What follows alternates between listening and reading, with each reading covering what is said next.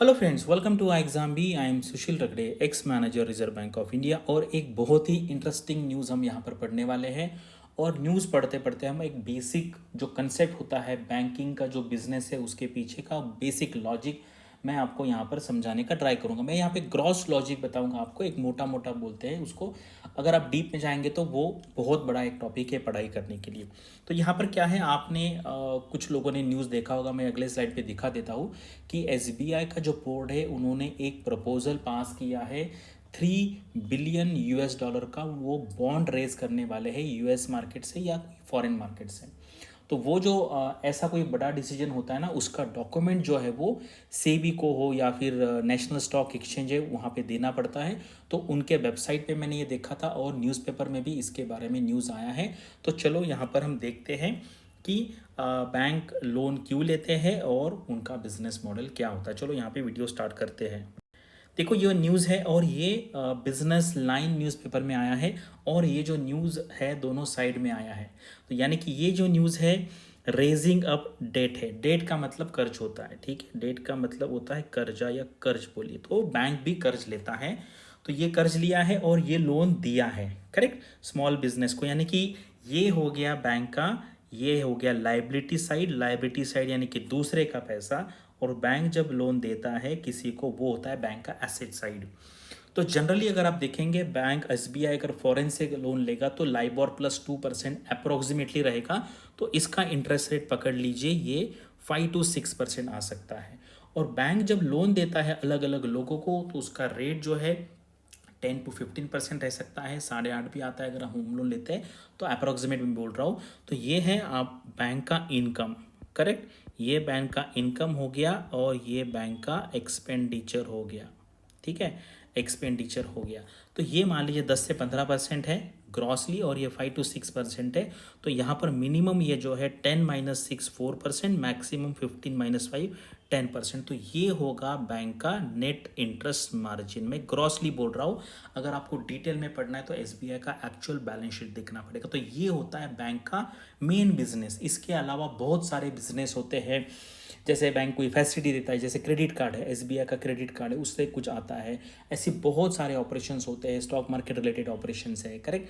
तो उससे भी जो सर्विस देता है उससे भी बैंक का प्रॉफिट आता है। लेकिन बैंक्स का जो मेजर काम होता है वो होता है लोन देना। और पैसे बैंक किस किस तरीके से रेज करता है वो भी हम अगले स्लाइड में देखेंगे। तो इससे आपको पता चल रहा होगा कि बैंक का जो मेजर बिजनेस है वो होता है पैसे मार्केट से लेना कम से कम इंटरेस्ट रेट पे और मैक्सिमम इंटरेस्ट रेट पे लोगों को देना। तो उससे उसका जो दोनों का डिफरेंस होता है उसको कहते हैं नेट इंटरेस्ट मार्जिन, करेक्ट। अभी देखो ये जो लेटर है ये इंटरनल लेटर नहीं है। ये लेटर सेबी को देना पड़ता है, एनएससी को देना पड़ता है। उनके वेबसाइट से मैंने ये लिया है, तो ये पब्लिक फोरम पे है। तो यहाँ पे इन्होंने क्या कहा है, $3 बिलियन।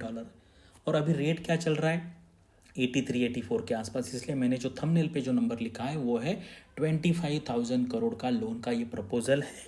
और ये कैसे रेज करने वाले हैं, private placement of senior unsecured notes in US dollars और in any major foreign currency. तो इसमें हमारे एग्जाम पर्पस के लिए कौन कौन से इंपॉर्टेंट वर्ड है, private placement, senior and unsecured, correct. तो प्राइवेट प्लेसमेंट क्या होता है, आईपीओ में क्या होता है कि कोई भी पैसा यहाँ पे दे सकता है। ये इनको पैसा चाहिए, यानी कि इनके आप बॉन्ड्स लेंगे या उसको नोट्स कहिए, पेपर कहिए, वो लेके आप इनको पैसा देंगे। So this refers to the method of distribution. Instead of offering notes to the general public, the company negotiates and sells them directly to limited number of qualified investors, often institutional investors like pension funds और insurance companies। क्योंकि ये amount बहुत बड़ा होगा तो यहाँ पे ये रिटेल इन्वेस्टर के लिए नहीं है।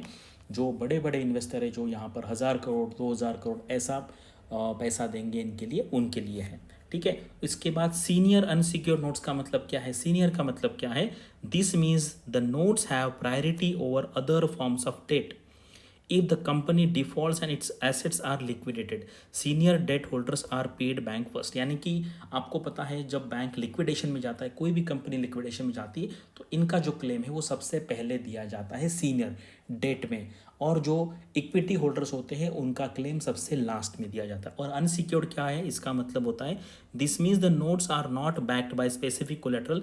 If the company defaults, note holders have a claim on the company's general asset, but they don't have priority over any other specific asset. This make them riskier than the secured debt। Correct. इसलिए थोड़ा सा यहाँ पर interest rate SBI को ज़्यादा देना पड़ेगा क्योंकि वो ज़्यादा रिस्क ले रहे हैं। चलिए अभी देखो ये जो इसका लिस्टिंग कहाँ होता है, dollar denominated bonds are listed in Singapore exchange limited. तो ये वीडियो बनाने के लिए मुझे कम से कम 3 से 4 घंटे का थोड़ा रिसर्च करना पड़ा। ये जो मैंने लिया है एसबीआई के एनुअल रिपोर्ट से लिया है। तो ये देखो ये है एसबीआई का बैलेंस शीट। तो ये होता है कैपिटल और लायबिलिटीज़, यानी कि पैसा कहाँ से रेज होता है, कैपिटल से होता है। हम जो डिपॉजिट देते हैं बैंक को वो भी बैंक का लाइबिलिटी है क्योंकि वो लोगों का पैसा है, वो भी फंड रेजिंग का ही एक तरीका है। और दूसरा होता है बोरोइंग। करेक्ट। इसलिए बैंक कासा पे बहुत फोकस करता है, करंट अकाउंट, सेविंग अकाउंट क्या, क्योंकि ये लो कॉस्ट फंड्स होते हैं। क्योंकि करंट अकाउंट में तो कुछ पैसा नहीं देना पड़ता है और सेविंग अकाउंट पे भी आपको पता है 3, 3.5, 4 के अंदर ही देना पड़ता है। तो सबसे बेस्ट वो है। उसके बाद कैपिटल है, क्योंकि कैपिटल पे भी जो इक्विटी होल्डर्स हैं उनको कोई रेगुलरली आपको इंटरेस्ट पेमेंट नहीं करना पड़ता है, लेकिन डिविडेंड देना पड़ता है। और जो कैपिटल एप्रिसिएशन होगा, यानी कि आपका जो शेयर की प्राइस बढ़ेगी, लेकिन वहाँ पर रिस्क भी ज़्यादा होता है और रिटर्न भी ज़्यादा होता है। तो ये हो गया हमारा कैपिटल। अभी देखते हैं एसेट। एसेट यानी कि जो बैंक का खुद का पैसा है, ठीक है, जैसे इन्वेस्टमेंट है, उसके बाद cash and balance with the reserve Bank of India है, फिर उसके बाद balance with the banks and जो शॉर्ट नोटिस पे है, कॉल मनी पे, मार्केट पे पैसा दिया जाता है। और ये होता है एडवांसेस पे। एडवांसेस यानी कि अगर आप ये देखेंगे तो बैंक का सबसे बड़ा ये क्या कहते हैं एसेट होता है एडवांसेस, यानी कि जो पैसा बैंक ने लोन में दिया है, लोन में दिया यानी कि वो बैंक का क्या है, एसेट है, और उस पर इनकम मिलता है। तो ये मैंने आपको ब्रॉड में बैंक का एक बिजनेस मॉडल एक्सप्लेन किया है कि क्या क्या एसेट्स होती है, क्या क्या लाइबिलिटीज होती है, कहाँ से पैसा आता है, कहाँ पे पैसा देना पड़ सकता है। तो जो अभी हमने बैंक का बैलेंस शीट दिया है उसका एक एक आइटम अलग अलग शेड्यूल्स में एक्सप्लेन किया जाता है। ये है बोरोइंग। करेक्ट है। जैसे बोरोइंग कहाँ से होता है, आरबीआई से होता है, अदर बैंक से होता है, अदर इंस्टीट्यूशन एंड एजेंसी से होता है, बॉन्ड्स एंड डिबेंचर्स, ठीक है, bonds and debenture, capital instruments, in innovative perpetual debt instruments है, सबऑर्डिनेटेड डेट है, ये अलग अलग टाइप के इंस्ट्रूमेंट्स होते हैं।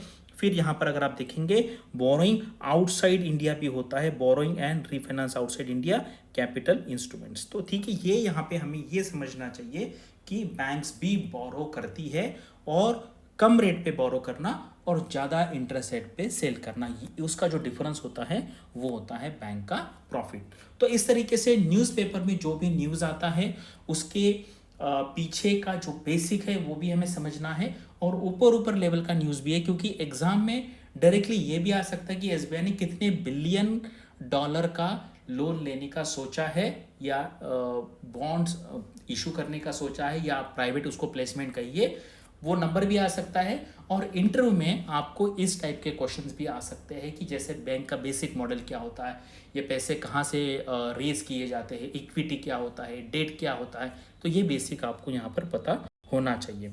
और अभी आपको पता है सेबी का नोटिफिकेशन आ चुका है, नाबार्ड का अगले महीने आएगा, आरबीआई का भी अगले महीने आएगा, और आपको कोई भी रेगुलेटरी बॉडी एग्जाम का प्रिपरेशन करना है तो आप यहाँ पे कॉल करके इंफॉर्मेशन ले सकते हैं।